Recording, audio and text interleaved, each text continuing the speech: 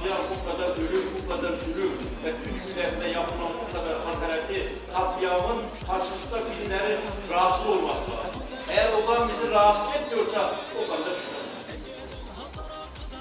Ben de herkesin olanına bir baktım. Bizim bu kadar zulümün karşısında, bu ırkımıza, milletimize yapılan hakaret ve zulümün karşısında sessiz kalıyorsa, herkes kendi şapkasını bıraksın önüne, sözde iyice bir düşünsün. Sizden isteyip tekrar, ben fazla zaman almak istemiyorum. Burada sizin de yanımda bulunan devletli değerli arkadaşlarımız var. Ona da söz vereceğiz. Biz ikincisi de inşallah tekrar konuşacağız.